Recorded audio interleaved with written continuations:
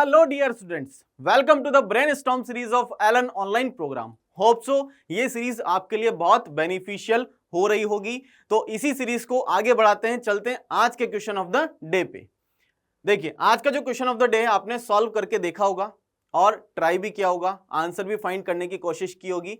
तो चलते हैं, मैच करिए अपना सॉल्यूशन। देखिए, क्वेश्चन है आपके सामने, a light stick of length L rest with its one end against the smooth wall and the other end against the smooth horizontal floor as shown in the figure.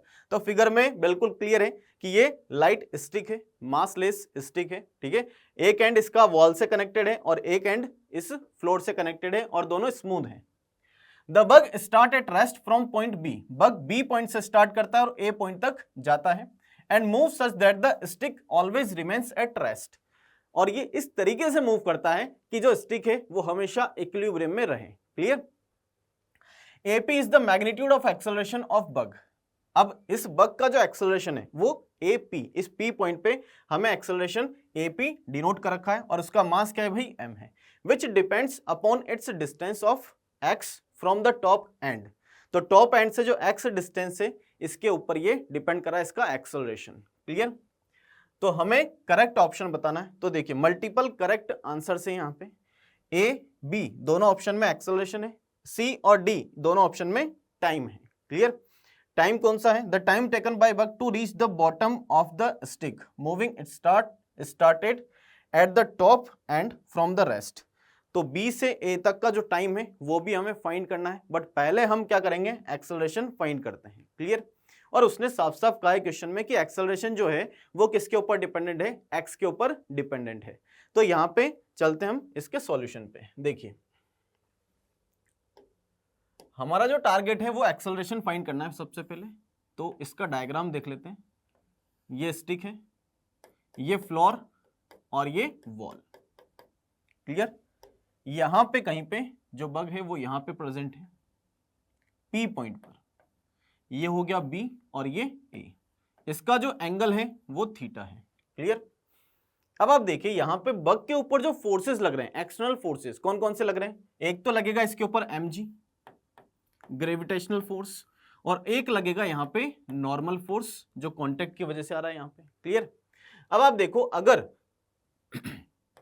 अगर यहां पे इस angle की बात की जाए तो mg के अगर हम कंपोनेंट करें तो एक कंपोनेंट आएगा इसके परपेंडिकुलर, इस स्टिक के परपेंडिकुलर mg cos थीटा और एक आएगा इसके पैरेलल mg sin थीटा।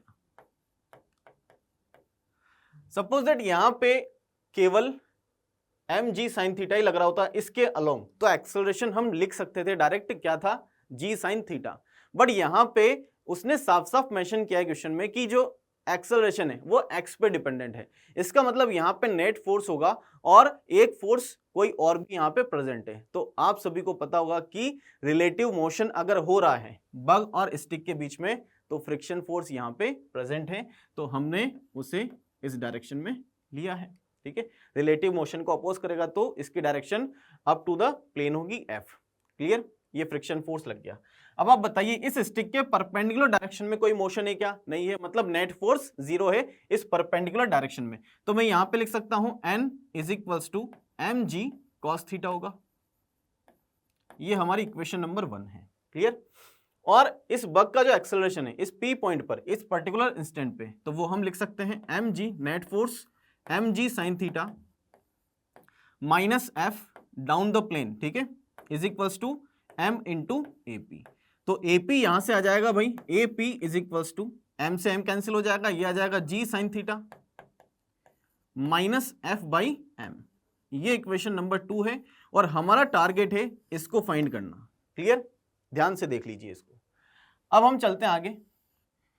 अब हम फ्री बॉडी डायग्राम बनाते हैं स्टिक का। तो देखिए, ये स्टिक है,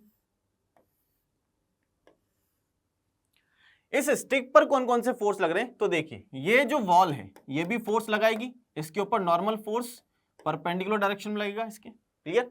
और ये जो फ्लोर है ये भी इसके ऊपर फोर्स लगाएगा इसके परपेंडिकुलर यहां पे N2। क्लियर।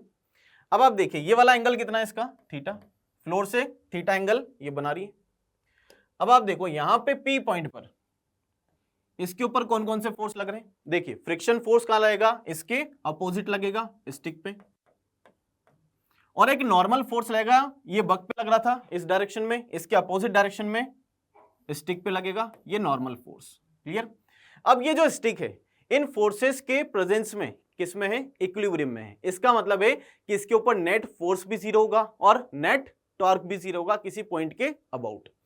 अब ये पॉइंट हमने पी ले लिया, तो अगर नेट फोर्स जीरो है तो एक्स डायरेक्शन में भी नेट फोर्स जीरो होगा और वाई डायरेक्शन में भी नेट फोर्स जीरो होगा। तो हम एक्स डायरेक्शन में पहले नेट फोर्स जीरो करेंगे, फिर वाई डायरेक्शन में जीरो करेंगे, तो वहां से दो इक्वेशंस मिलेंगी।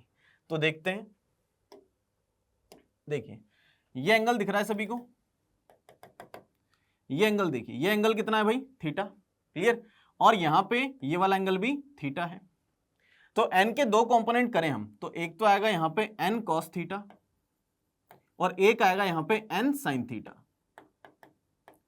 सेम हम फ्रिक्शन के कंपोनेंट करते हैं, तो फ्रिक्शन का जो हॉरिजॉन्टल कंपोनेंट होगा वो आ जाएगा f cos थीटा और वर्टिकल जो कंपोनेंट होगा वो आ जाएगा f sin थीटा। अब आप देखिए हॉरिजॉन्टल कितने फोर्स प्रेजेंट है यहाँ पे? n sin theta, f cos theta और n1। तो ये सभी मिलके क्या होने चाहिए? जीरो होने चाहिए। तो x डायरेक्शन में नेट फोर्स जीरो करते हैं हम, तो n1 किसके इक्वल होगा भाई? n sin theta minus of f cos theta. ये इक्वेशन नंबर 3 हो गई। ठीक है? और वर्टिकल डायरेक्शन में बात करें तो दोनों डाउनवर्ड डायरेक्शन में है, ये किसके इक्वल होना चाहिए? n2 के इक्वल होना चाहिए। तो n2 क्या हो जाएगा भैया? यहां से ये होगा n cos theta plus f sin theta. ये हो गई इक्वेशन नंबर 4। अब भी किसी चीज की कमी है यहाँ पे। देखिए हमें जो फाइंड करना है वो f की वैल्यू फाइंड करनी है। अगर f बाई m हम फाइंड कर लेंगे तो हमारा एक्सेलरेशन निकल के आ जाएगा वर्क का। क्लियर? अब f फाइंड अगर करना है तो देखिए n1, n2 और n और f ये चार अननोन है और हमारे पास इनसे रिलेटेड इक्वेशंस कौन कौन सी है? तो देखिए एक तो फर्स्ट इक्वेशन है, ये थर्ड और ये फोर्थ, तो टोटल 3 इक्वेशन हो रही है हमारे पास इससे रिलेटेड। बट अगर हमें एक और इक्वेशन आ जाती है हमारे पास तो हम क्या कर सकते हैं? यहां से इसकी वैल्यू फाइंड कर सकते हैं।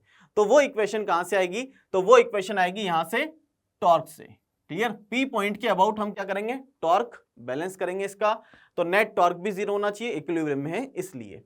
तो यहाँ पे देखिए पी पॉइंट हमने इसलिए सेलेक्ट किया है क्योंकि यहाँ पे जो फोर्सेज हैं वो तो इसी पॉइंट से पास हो रहे हैं, तो उनका तो टॉर्क जीरो हो जाएगा। तो टॉर्क किसका आएगा? एक तो n1 का आएगा और एक n2 आएगा। n2 का टॉर्क आएगा, n1 का टॉर्क किस सेंस में आएगा? क्लॉकवाइज सेंस में। n2 का टॉर्क एंटी क्लॉकवाइज सेंस में। दोनों का टॉर्क एक दूसरे को बैलेंस करेगा। क्लियर? तो यहाँ पे हम लिख देते हैं, देखिए ये इसकी लाइन ऑफ एक्शन और ये परपेंडिकुलर डिस्टेंस। तो परपेंडिकुलर डिस्टेंस कितनी आएगी? तो ये देखिए b और ये a था, ये b से p तक की जो डिस्टेंस थी वो कितनी थी? x थी। टोटल इसकी लेंथ l है, तो p से a की जो डिस्टेंस है वो कितनी है? l minus x। अब देखिए हमारे पास ये डिस्टेंस है x, ये एंगल है थीटा, तो आप बता सकते हैं यहाँ पे क्या होगा इसका? ये जो लेंथ है ये क्या होगी? तो x यहाँ पे लिख देते हैं हम, ये हो जाएगी x साइन थीटा। क्लियर? अब इसी तरीके से देखिए यहाँ पे ये इसकी लाइन ऑफ एक्शन है और ये परपेंडिकुलर डिस्टेंस है। तो बताओ ये परपेंडिकुलर डिस्टेंस कितनी होगी? तो ये a से लेके p तक की जो डिस्टेंस थी वो l माइनस एक्स थी, ये एंगल थीटा है। तो मैं यहाँ पे लिख देता हूँ दोनों इक्वली होंगी, l माइनस एक्स और ये आ जाएगा cos theta, cos theta. Clear? ये डिस्टेंस आ गई यहां से यहां तक की। क्लियर? अब आप देखिए तो यहां पे हम बात करते हैं n1 के टॉर्क की, तो n1 into x sine theta, ये इसका टॉर्क है, ये इसको बैलेंस करेगा टॉर्क को, n2 के टॉर्क को, n2 into L minus X cos theta. Clear? ये एक और इक्वेशन आ चुकी है। अब हम यहां पे सॉल्व करते हैं वैल्यू सब्स्टिट्यूट करके।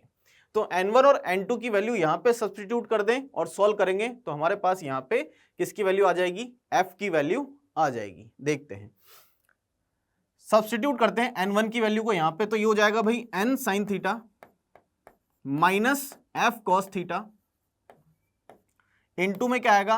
x sine theta is equals to, ये है n2, तो n2 की वैल्यू रखें यहां पे n cos theta plus f sine theta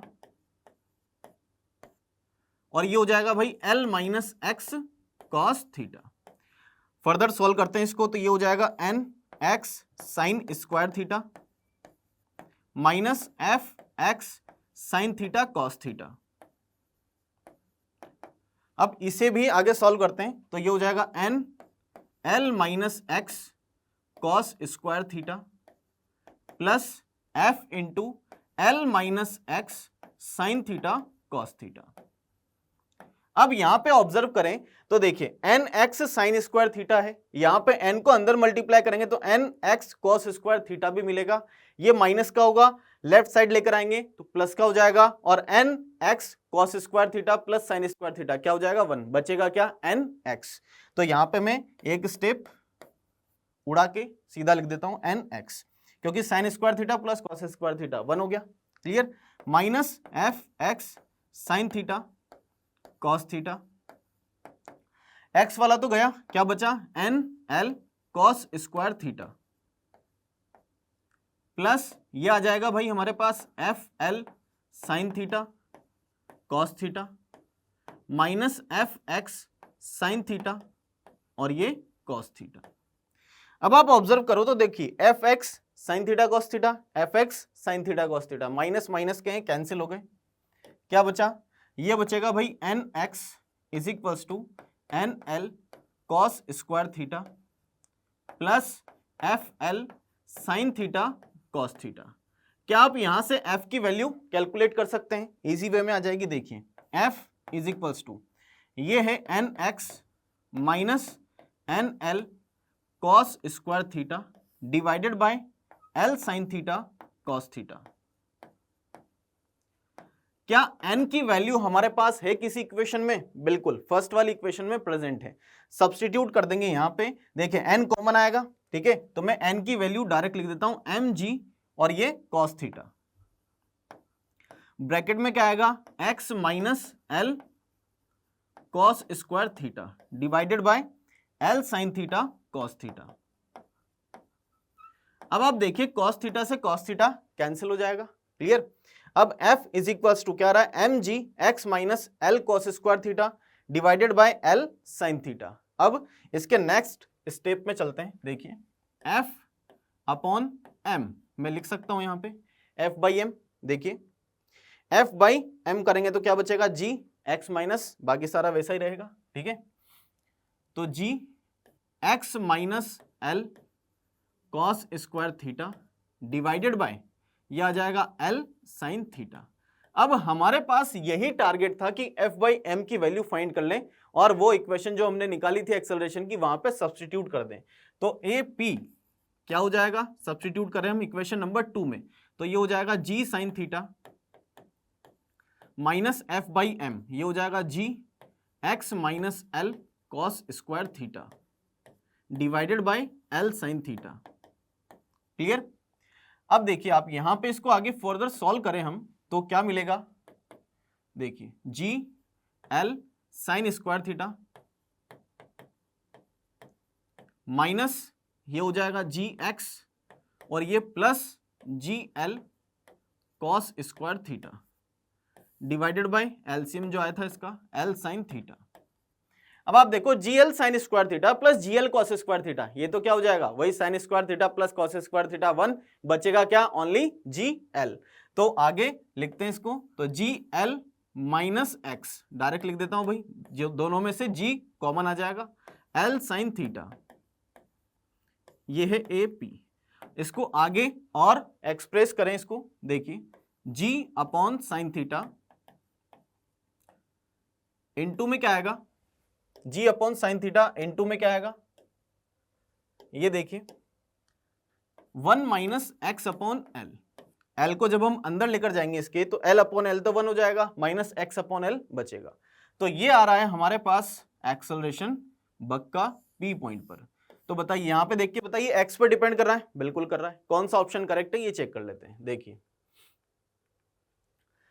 तो G upon sine theta 1 minus X upon L, ये कॉस वाली टर्म नहीं आई है, ए ऑप्शन करेक्ट है। अब हमारा मोटो है टाइम कैलकुलेट करना, तो उसके लिए बहुत ही सुंदर सा कॉन्सेप्ट देखते हैं, देखिए यहां पे अगर एक्सेलरेशन की बात करें तो एक्सेलरेशन किसके डायरेक्टली प्रोपोर्शनल है भाई, माइनस एक्स के डायरेक्टली प्रोपोर्शनल है, और जब ऐसी सिचुएशन बनती है तो वो इक्वेशन होती है एसएचएम की, क्लियर, एसएचएम में जो एक्सेलरेशन आता है उसी की ये इक्वेशन निकल के आई है। तो यहां से देखते हैं अब आगे, A P is equals to, इसको आगे मल्टीप्लाई कर दे अंदर, तो G upon sine theta minus G upon L sine theta और ये एक्स। अब आप ऑब्जर्व करो तो एक्स का जो कोफिशिएंट होता था वहां पे वो किसको रिप्रेजेंट करता था, ओमेगा स्क्वायर को। तो ओमेगा स्क्वायर यहां से निकल के आता है G upon L sine theta. Clear, तो ओमेगा आप बता सकते हो, ओमेगा क्या हो जाएगा, root G upon L sine theta. Clear, तो टाइम पीरियड भी आप बता सकते हो, T is equals to 2 pi by omega, तो ये आ रहा है भाई 2 pi root L sine theta divided by G. ये टाइम पीरियड आ गया, बट यही आंसर होगा, ये कैसे बताएंगे, तो देखिए यहां पे अगर हम इस एक्सप्रेशन को देखें तो x इज इक्वल्स टू 0 कहां पर था, टॉप मोस्ट पॉइंट पर था बी पर। तो बताइए जब x 0 है तो एक्सेलरेशन की वैल्यू क्या आने वाली है भाई, जो सब्ट्रैक्ट वाली टर्म है वो तो हट गई, तो क्या होगा, एक्सेलरेशन मैक्सिमम होगा। तो एक्सेलरेशन क्या होगा भाई, मैक्सिमम। अब आगे चलते हैं, जब टॉप मोस्ट पॉइंट से बॉटम मोस्ट पॉइंट तक जा रहा है, ए तक जा रहा है, तो x की वैल्यू क्या है वहां पे, l। क्लियर, तो x जब l रखोगे तो l अपॉन l 1 हो गया, 1 माइनस 1 0, मतलब एक्सेलरेशन क्या हो जाएगा वहां पे, उसका 0 हो जाएगा। अब आप देखो एसएचएम में जो मैक्सिमम एक्सेलरेशन होता था वो कहां पे होता था, बिल्कुल एक्सट्रीम पोजीशन पे, और एक्सेलरेशन 0 कहां पे होता था, मीन पोजीशन पे। तो ये क्या है, जो बी है उसकी क्या है, एक्सट्रीम पोजीशन है, और ये क्या है, उसकी मीन पोजीशन है। क्लियर, तो एक्सट्रीम से मीन में, एसएचएम में एक्सट्रीम से मीन में आने में जो टाइम लगता है वो क्या होता है, टोटल टाइम पीरियड का 1/4 होता है। तो इसका जो टाइम है वो क्या है, t/4। तो t/4 करेंगे तो आंसर आ रहा है अपना π/2 root L sine theta divided by G. Clear, अब चेक कर लेते हैं अपना कौन सा आंसर होगा इसमें। तो L sine theta divided by G, L sine theta divided by 3g, तो ये तो वैसे ही कैंसिल हो गया, सी वाला तो कैंसिल, तो डी वाला अपना आंसर होने वाला है। तो इसके कौन कौन से ऑप्शंस करेक्ट हैं, ए और डी करेक्ट हैं। चेक कर लेते हैं हम अपने आंसर्स, तो बिल्कुल करेक्ट आंसर्स हैं। तो होप सो ये क्वेश्चन बहुत ही अच्छा रहा होगा आपके लिए, और आपने इस क्वेश्चन से कुछ ना कुछ सीखा होगा। तो ऐसे ही और क्वेश्चंस के लिए कनेक्टेड रहें एलन जेई से। Clear, and your next brainstorm question is here.